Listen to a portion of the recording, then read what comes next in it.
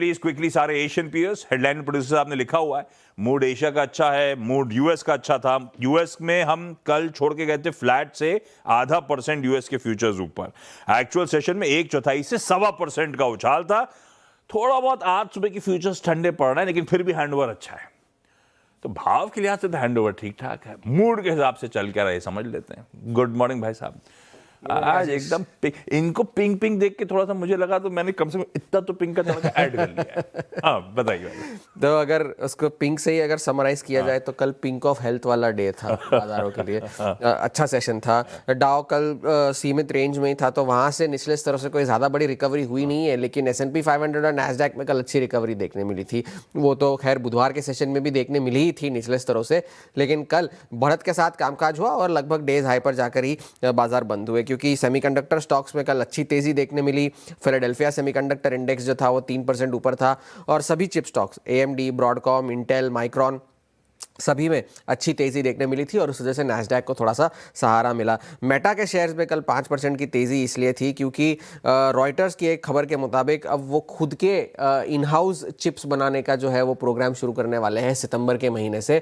और mark Zuckerberg ने कल लगभग 3 साल के बाद पहली बार ट्वीट करते हुए ये कहा कि भाई हम ये विचार कर रहे हैं कि हमारा जो AI इंफ्रास्ट्रक्चर है वो दूसरों को भाड़े पर दिया जाए, तो अगर वो करे तो एक एडिशनल रेवेन्यू स्ट्रीम जो है वो कंपनी के लिए जनरेट हो सकती है। ये इस बात से दोनों बातों को लेकर के जो है मेटा के भाड़ा चाहिए, किसी को जहाज का भाड़ा चाहिए, किसी को AI का भाड़ा। वो इतना खर्चा कर रहे हैं तो कहीं ना कहीं से उसे वसूल भी तो करना पड़ेगा। तो उस वजह से कल मेटा के शेयर्स में तेजी थी। माइक्रॉन के शेयर्स एक वक्त पर तो 9% ऊपर थे, फिर थोड़ा सा कूल ऑफ होकर 5% ऊपर बंद हुए। जो 200 बिलियन का केपेक्स उन्होंने अनाउंस करा था कि यूएस में पहले वो चिप बनाने वाले प्लांट लगाएंगे वगैरह वगैरह, उस केपेक्स को उन्होंने बढ़ाकर 250 बिलियन कर दिया है। और न्यूयॉर्क, आइडाहो और वर्जीनिया तीनों में उनके चिप बनाने वाले प्लांट्स बन रहे हैं। 90,000 नौकरियां वो जोड़ने वाले हैं, और उन्होंने ये लक्ष्य दिया है कि आने वाले 10 वर्षों में जो उनके DRAM जो ड्रैम प्रोडक्ट्स है, मेमोरी चिप्स जो है, उसका 40% हिस्सा जो है यूएस में जो है मैन्युफैक्चर किया जाएगा। ये माइक्रॉन का टारगेट है। आज इंपॉर्टेंट दिन इस वजह से भी है कि SK हाइनिक्स की आज लिस्टिंग होने वाली है यूएस में। IPO को अच्छा रिस्पॉन्स मिला, 7 गुना ओवर सब्सक्राइब हुआ था IPO, तो लगभग 178 मिलियन ADRs की बिक्री हुई IPO के प्रोसेस के जरिए, और $26 बिलियन कंपनी ने जुटाए इस IPO के जरिए। $149 प्रति ADR के भाव पर ये सौदे हुए हैं, तो 149 की प्राइस रखी गई है। तो आज इन ADRs की लिस्टिंग होगी, और एक ADR जो है कोरिया में जो शेयर ट्रेड करते हैं उसका 10वां हिस्सा होंगे, और जो कोरिया में शेयर कल बंद हुआ था जिस भाव पे, उससे 3% के प्रीमियम पर ये IPO की प्राइस तय की गई है।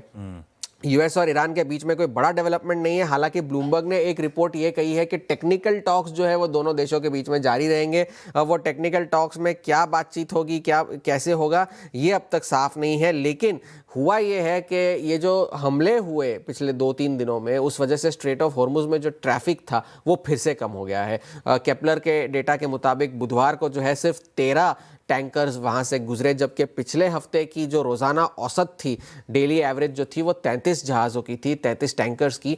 तो उसके मुकाबले में सिर्फ 13 टैंकर्स बुधवार को वहां से गुजरे, सिर्फ 5 कमर्शियल शिप्स वहां से गुजरी है। और एक्सपर्ट्स जो एनालिस्ट्स है वो ये कह रहे हैं कि अभी भी तेल के बाजार जो है वो एक पूरी तरह से स्ट्रेट ऑफ हॉर्मुज का बंद हो जाना फैक्टर इन नहीं कर रहे हैं, ये प्राइस में रिफ्लेक्ट नहीं हो रहा है। कल एक और चीज़ ये हुई कि 30 साल के बॉन्ड का ऑक्शन था यूएस में, और वहां पे जो यील्ड निकल कर आई वो 2007 के बाद की सबसे ज़्यादा यील्ड थी, 5.05% की। और एनालिस्ट तो ये मानकर चल रहे हैं कि आने वाले 12 महीनों में 30 साल की जो बॉन्ड है उसकी यील्ड 5.5% तक जा सकती है। ये एक बात थी। और आखिरी में एक ट्रेडर वॉल स्ट्रीट पर शायद ये मानकर चल रहा है कि बाजार जो है ऊपर और जा सकते हैं, क्योंकि कल एक ट्रेडर ने उनका जो QQQ ETF है, जो नैस्डैक से रिलेटेड स्टॉक्स में ट्रेड करता है, जिसकी लगभग 500 बिलियन की AUM है, उसमें वहाँ पर जो है $30 मिलियन के 736 के कॉल ऑप्शन खरीदे, और उसी वक्त 730 और 740 के कॉल ऑप्शन बेचे। ये ऑप्शंस जो है 31 जुलाई को एक्सपायर होंगे, और इस ट्रेड को प्रॉफिटेबल होने के लिए ये QQQ का जो ETF है उसका भाव 750 के पार जाना चाहिए, अभी 720 पर है। तो और अगर नैस्डैक 100 जो है रिकॉर्ड हाइस पर जाए तो अब तो रिकॉर्ड हाइस से 1000 अंक दूर है। तो ये इस तरह का अनुमान लगाकर ये ट्रेडर चल रहा है कि आगे चल के बाजार में और तेजी होगी। अगले हफ्ते से अर्निंग सीजन पिकअप होगा मंगलवार को, तो तब तक के लिए बाजार का मूड इसी तरह से अच्छा है जब तक ईरान में कोई मामला बिगड़े नहीं तब तक तो बात ठीक ही है। तो ग्लोब के व्यूज ठीक ही हैं, Positive ठीक के अच्छे हैं, फ्राइडे के लिए अच्छे। हाँ, फ्राइडे है तो अच्छा के लिए। फ्राइडे है तो अच्छा कहिए। अच्छा, कल